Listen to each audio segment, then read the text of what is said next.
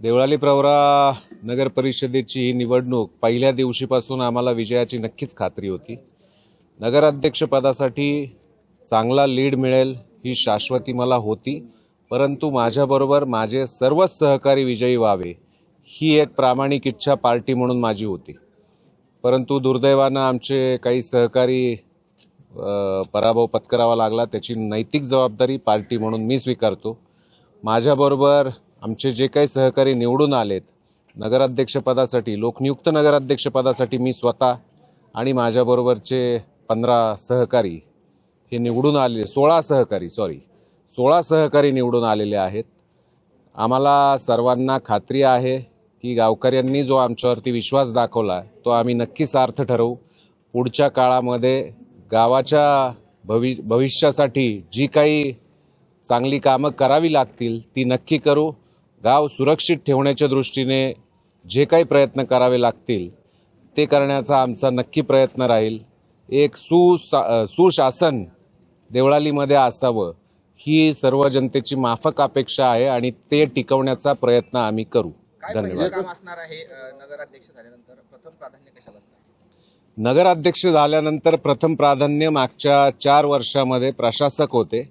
2021 पर्यंत जी आम्ही घडी बसवली होती भारतीय जनता पार्टीच्या माध्यमातून त्यामध्ये थोडा विस्कळीतपणा आलेला आहे। त्यामुळे सर्वप्रथम ज्या बेसिक गरजा आहेत आपल्या त्यामध्ये प्रशासनाचा काही काळ हा जो काही होता 4 वर्षांचा त्यामध्ये अगदी नगर परिषदेच्या वेळांपासून सगळ्या गोष्टी हे बदलणं गरजेचं आहे। त्यावरती आम्ही काम करणार आहोत। त्याचबरोबर प्राथमिक स्वच्छता हा एक महत्त्वाचा मुद्दा असणार आहे, कारण देवळाली प्रवरा नगर परिषदेच्या माध्यमातून गावाची स्वच्छता ही कायम चांगली राहिलेली आहे। कायम गावाने बक्षिसं घेतलेली आहेत, परंतु सध्याच्या परिस्थितीमध्ये स्वच्छतेच्या बाबतीत थोडं दुर्लक्ष झालंय। त्यामुळे ते काम म्हणजे जी आमची स्थानिक स्तरावरची कामं आहेत यामध्ये तर नक्की प्राधान्याने लक्ष घालू आम्ही। त्याचबरोबर आमची जी पाणी योजना आहे त्या पाणी योजनेची मुळा डॅमवरून येणारी लाईन ही खराब झालेली आहे किंवा खराब होत चालली आहे, त्यामुळे पाणी पुरवठ्याला कधीही भविष्यात अडचण येऊ शकते।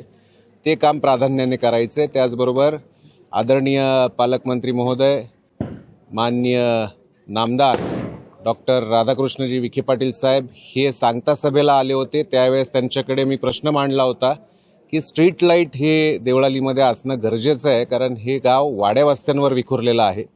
त्यामुळे प्रभाग क्रमांक 1 ते प्रभाग क्रमांक 10 संपूर्ण वाड्या वस्त्यांवरती सोलर स्ट्रीट लाईट हा त्यांनी आम्हाला शब्द दिलाय निधीची तरतूद करून देण्याचा, तर ते काम प्राधान्याने करण्याचा आमचा एक प्रयत्न राहील। निवडणुकीत सुरुवातीलाच आपल्याला जे आहे ती उमेदवारीला अडचण आली, न्यायप्रविष्टेश विषय गेला, त्यानंतर प्रचारालाही मोठा विषय झाला, आता विजय झालाय, काय पाहिजे?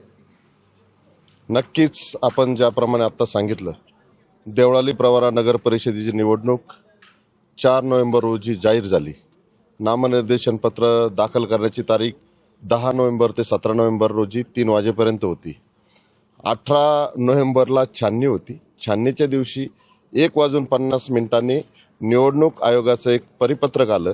त्या परिपत्रकामध्ये जो पर्यायी उमेदवार आहे त्याचे अर्ज बाद झाले। तेव्हापासून खरी न्यायालयीन लढाई सुरू झाली।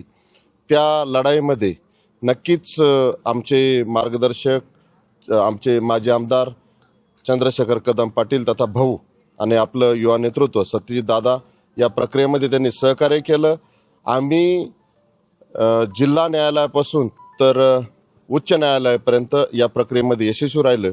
मी न्यायालयाचे देखील या ठिकाणी आभार मानतो। आणि आपण जसा प्रश्न विचारला, यामध्ये काल निवडणूक झाली, मतदान झालं, आज त्याचा निकाल लागला। या निकालामध्ये आमचे नगराध्यक्ष सत्यजित दादा यांनी 22-0चा नारा दिला होता, परंतु आम्ही 6 ठिकाणी अपयशी झालो। आमचे 15 नगरसेवक निवडून आलेले आहेत। 6 नगरसेवक ज्या ठिकाणी आमचे पराभूत झाले त्या ठिकाणचे नक्कीच आम्ही कारण मीमांसा शोधून काढू की आम्ही कुठं कमी पडलो। नक्कीच या पुढील काळामध्ये आम्ही त्या ठिकाणची भर काढून नक्कीच आमचा भारतीय जनता पार्टी पक्ष जो आहे वाढीस नेऊ अशी आमची आहे। काय कुठल्या कामाला प्रथम प्राधान्य राहील? नक्कीच घरकुलाचा जो प्रश्न आहे, मी ज्या प्रभागातून निवडून आलो त्या प्रभागामध्ये त्या ठिकाणची कारखान्याची जागा असेल, शासकीय जागा असेल आणि खाजगी मालकीची जागा असेल, या ठिकाणचा जो घरकुलाचा प्रश्न आहे त्या ठिकाणी त्यांना हक्काची जागा आणि त्यांचं घरकुल स्वप्नातलं घर झालं पाहिजे, हक्काचं घर झालं पाहिजे यासाठी प्रयत्नशील असेल. त्याचबरोबर रस्त्यांचे कामं असेल, त्यामध्ये कॉन्क्रिटीकरण असेल, डांबरीकरण असेल किंवा मजबूतीकरण असेल, ही कामं, त्यानंतर पथदिवे, प्रत्येक ठिकाणचे पथदिवे हा एक आमचा प्रामुख्याने प्रश्न आहे त्या प्रभागातला मधला, तो आम्ही प्रश्न सोडवला जाईल. त्याचप्रमाणे स्वच्छता असेल आणि इतरही काही प्रश्न आहेत ते सर्व प्रश्न सोडवण्यासाठी आमचा प्रयत्न असेल. हा विजय खरं तर सगळेच उमेदवार निवडून येणं अपेक्षित होतं आम्हाला, तरी सुद्धा हा जो काय विजय आहे तर भारतीय जनता पार्टीचंच वर्चस्व इथे आहे. महिलांनी तर साथ दिलेलीच आहे, पुरुषांनी दिलेलीच आहे आणि यंग जनरेशन पण खूप चांगल्या पद्धतीने इथे ॲक्टिवेट झालेली आहे. हा विजयाकडे आम्ही खूप वेगळ्या पद्धतीने बघतो. आम्ही विकासांच्या मुद्द्यावरतीच लढत होतो आणि जो विकास प्रशासक असल्यामुळे मागे पडलेला होता तो दणाणून काढायचाच आहे. भरपूर विकास करायचा आहे, भरपूर महिलांसाठी असू देत, गावासाठी भरपूर कामं करायची आहेत. बरेच मुद्दे जे आहेत, जे मागं पडलेले आहेत ते पुढे आणून गावचा विकास एक मॉडेल सिटी देवळालीला नक्की करायचे.